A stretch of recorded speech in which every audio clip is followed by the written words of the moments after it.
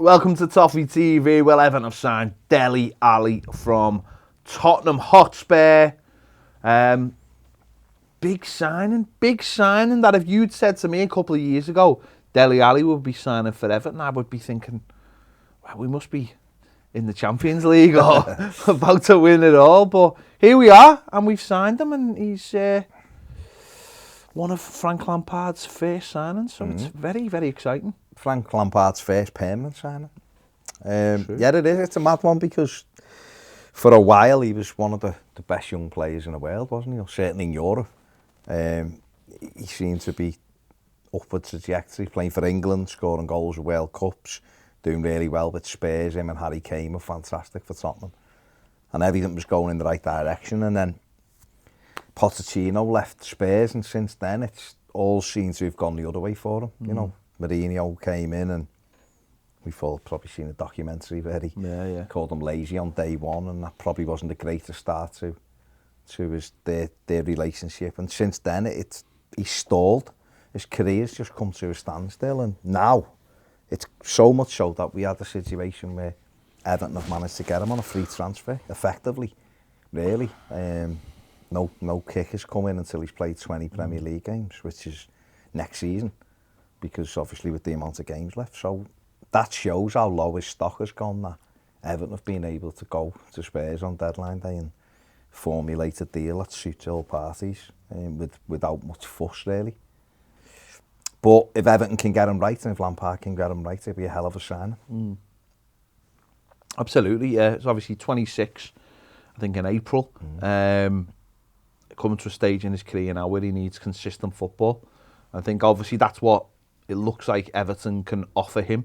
Frank Lampard, as you just said, first permanent signing, but looks like obviously Frank Lampard thinks that he can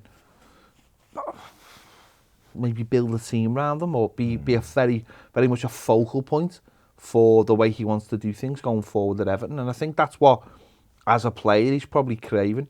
You know, as I say, you go back 2 or 3 years.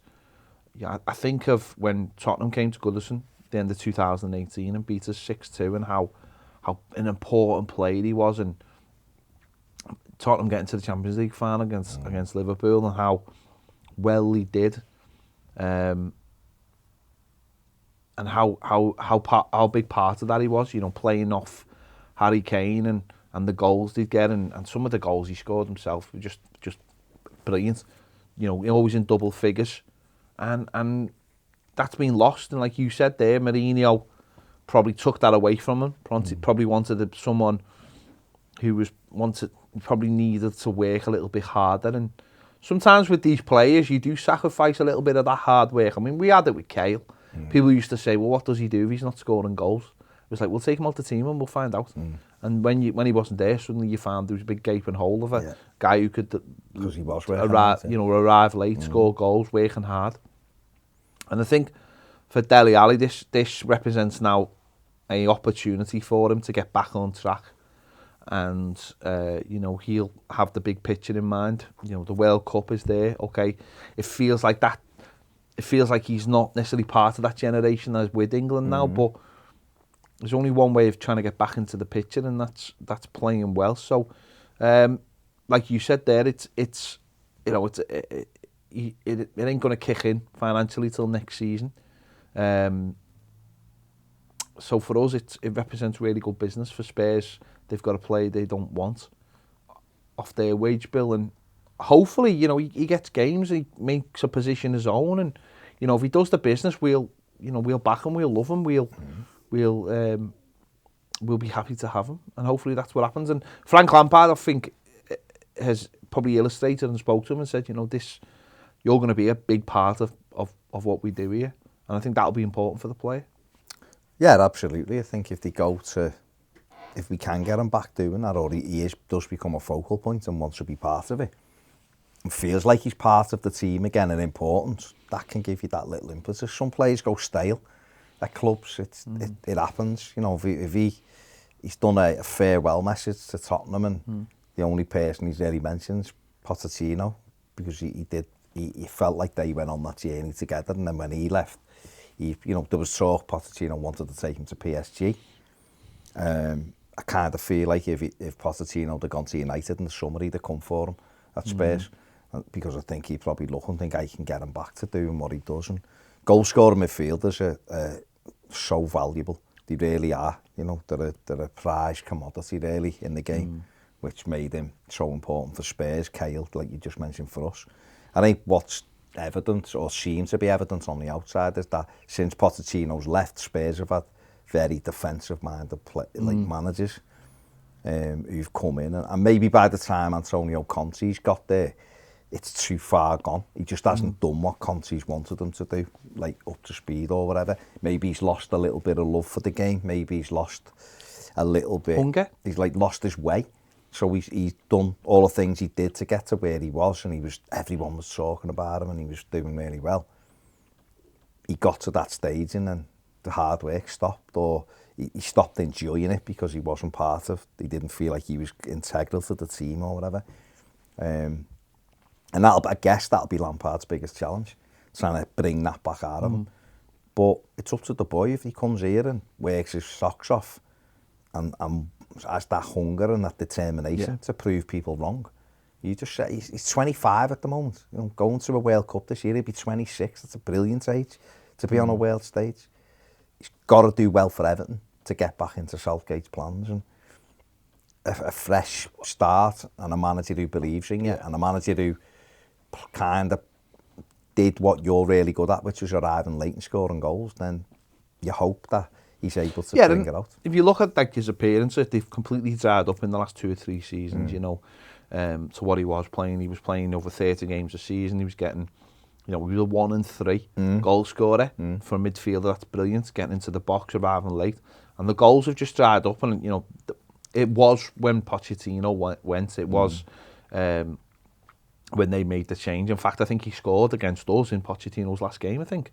It was his last game. You know, so he scored in the 1-1. In fact, he's the one who handballed it when we didn't get the handball as well. Yeah.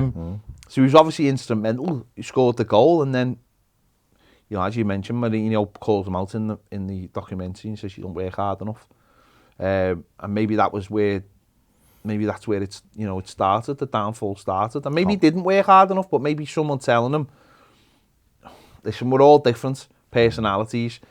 Yes, as a professional football, we want them to work harder, but maybe sometimes it's how you tell people they need to work harder. And what we've seen this season is sometimes it's just opportunity as well. You look at Demarai Gray. Demarai Gray's come and played games. I think with Demarai Gray, I think possibly beforehand when he's played and he hasn't been necessarily first choice, say, if he gets in the side and has only maybe a couple of games and then doesn't have a good game, then he goes out the side. Whereas this season, for us, he stayed in the side. So there has been games where maybe he hasn't been brilliant, but for the most part he's been good and he's scored goals and he's had assists. And it might be the case with Dele Alli, that he comes into the side and every game he mightn't be brilliant, and maybe at Spurs that will have cost them his place because they wanted people who worked harder. And I'm not saying we have different you know, standards at Spurs. I don't think that at all. What I think is that there'll be different ways of doing things at Everton, and with a manager like Frank Lampard, he might get the best out of him and might understand his role in the team and can sympathise with what he needs to do and what he doesn't need to do, and simplify for him. And if he is put into a position that is his position and it's just for him and he doesn't have to crowbar him into the team like maybe he's had to do in the last couple of years at Spurs, then he'll thrive, and it's a new opportunity for him as well. It's a different, you know, he's been at Milton Keynes, he's been at Tottenham, and now, you know, he's getting away from that. He's coming to a new environment, new club, completely different, and we'll see how he gets on. And we know people like Jordan Pickford from England, you know, Michael Keane, who was in the England setup at that time as well, so he already knows a couple of people there, and obviously he's got Lampard there. It's up to him. It's up to him, isn't it? The opportunity is there now. You've got a manager who believes in him quite clearly. Maybe, like you just said, everyone's different. Maybe he needs to feel that the manager trusts him, and that helps him play freely. Whereas if he's thinking, he actually he doesn't like me, and at Spurs he was really important under Pochettino. It was him and Kane, wasn't it? It was they were the real threat. How'd you stop them? And because Pochettino did just totally believe in him. So for him, he probably went out feeling 10 feet tall every time he played, and then the next minute he's gone. And that unravelled very quickly, and then the fella who you know trusts you and you really like goes. This other fella comes in who can be quite prickly the way Mourinho is, and starts going, you're lazy, you don't do enough, you know, how are we going to get you back? And you're thinking, I thought I was doing okay, and then all of a sudden the self-doubt comes in, mixed with maybe a bit like, well, if you're not asked about me, I've got all the money, I don't care, kind of thing. I don't know whether it is that, I'm just saying maybe. And then all of a sudden it becomes a divide and it breaks away from what was really nice. So for him, he's got to try and get that back. He's a talented lad. You know, he made his debut at 16 for MK Dons. Yeah. You know, by 18 he'd gone off to Spurs, and I think they bought him originally for him to try and develop, and he got in their first team at 18 and straight away, and was fantastic. And for a while, it was just like, oh, what a player. We hit the brick wall, and Everton and Lampard have gone in, and if Lampard's basically took, it's a risk, it's a calculated risk, but it's also a huge kind of display of trust to make him your first permanent signing when things aren't going great for him. You know, and you're always judged by your signings at new clubs, aren't you, when you first go in. But he obviously looks and thinks, well, this lad's got quality, we can get it out of him. He'd be one of our best players. Can I get it out of him? He's got goals. We don't score enough goals. He will. He'll add goals. Lampard said he's watched loads of Everton over the last few weeks, as obviously he knew the job might come up and he was interested. And then when it did come up, he's been going back, watching the games and had a look what they need. Anyone watches us, it's nothing we haven't seen. You know, there's no goals in this team. You know, we're only just getting Richarlison back after injury, and Dominic Calvert-Lewin back after injury. Who else without Damari Gray who's getting goals? Well, this is a lad who, like you just said early on, was getting 1 in 3. And you only have to look at his stats, it'll show you that. Yeah, let's just look at his numbers. Age 25, born obviously Milton Keynes, that we play for first. Midfielder, club career goals 73. He's had 37 caps for England and scored 3 international goals, including a goal that put England into the World Cup semi-finals, quarter-final winner. So, a lot, and that's only just over three and a half years ago. He was integral to that England side, and when he was 22. And he's 25, and you just said at the moment it seems miles away from him being involved in an England squad. And yet, he's got the potential to get back in there, hasn't he? Yeah, I just think that there's definite similarities between where he was with Pochettino and where he is now. And hopefully we can use that. Pochettino built an attack between him and Kane, and it thrived. And obviously, if he can do similar with Dominic Calvert-Lewin. Yeah. Because when you look at him, you look at any of our players, you have to ask the question, well, what have you done? What have you done for us? Look where we are. The manager's going to come in and he'll look at all the players and say, well, who can honestly stand up and say they've done brilliant this season? And a couple of them can maybe put their hands up and think that. But it's not always, you know, the evidence, what people think. Well, would you say Jordan Pickford, I think, has had a good season. I don't think any of the back four can say. No. Yeah, he means he's not been fit. No. None of the others can go, I've been good, because they haven't. I think you get into midfield, and Alan, another one, in and out, been injured and hasn't been great. The Core's been good. I think Gray and Townsend have been excellent. After that, I think Gray is. I don't think Townsend's. Well, Townsend's been decent. Townsend, sorry, he's been better than what I thought. That's why I'm saying that. Yeah. And Damari Gray's been our best player. There's no question. And I'd say recently Anthony Gordon's been a shining light. And that's it, isn't it? The rest have all been injured or below par. So no one could turn around and go, you're dropping me because you're putting him in. Because there's barely been any consistency out of any of the players. So no one can, apart from Damari Gray. But then Damari Gray's position in the team might become void. Because if we play with fullbacks who are our width. But he does. No, I know, but what I'm saying is, though. But he can play in a What I'm saying is the position he's been playing in could very much change. I think it will change. So it's whether the manager might look at it and go, well, that position was yours, but now there's actually, because I've changed the way the positions are, there's actually 2 or 3 of you going for that position now. So you have to, and but that's it. That's what happens. You get a new manager. Fine, isn't it? That's fine. We as fans shouldn't worry about that. We as fans should be saying going good. There's now a couple of positions where we do have 2 or 3 players fighting out for that position. See, I think Gray will thrive under Lampard as well, because I think he can play as a wide forward, which Lampard has, or coming in narrow, because he naturally likes to run with the ball. He's got a shot on him. But you're right, it throws up that thing of no one's guaranteed, which is good. And because he's a different type of manager, we will play different ways, and that might some weeks mean that a Damari Gray or a Richarlison sits on the bench. It's going to be interesting, but it does feel like, Dele Alli is going to be a big part of his plans. It's a big signing. And people will say now, he's been... Well, it's a big signing because it's crap, or he's done this, or he's done that. But he's the main... You look at on Sky Sports News and all that kind of thing. It was the number one... that was the number one thing. It's a big move, because this is one of the players who was seen as a big shining light of English football, who's drifted off, and people are interested to see whether can he come back.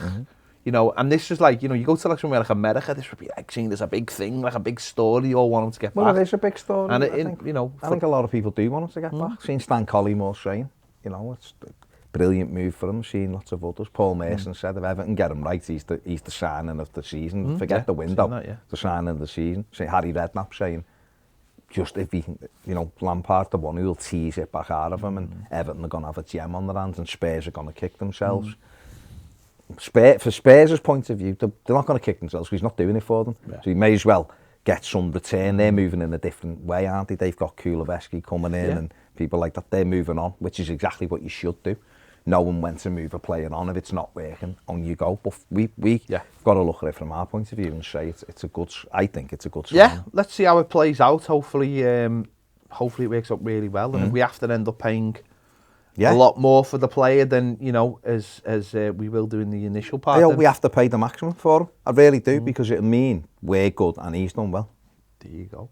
So there you go. And if we pay it stage by stage, and it's not an issue anyway, is it? There you go. Let us know your thoughts on Dele Alli signing for Everton. How much of an impact do you think he'll have in the team? What do you see as his best position? What can he offer us? And you're excited to see him play. Let us know your thoughts in the comments. Make sure to give this video a like. Subscribe if you haven't already. If you want more great videos, join us over on Patreon, where we do daily live videos. Thanks for watching. See you later.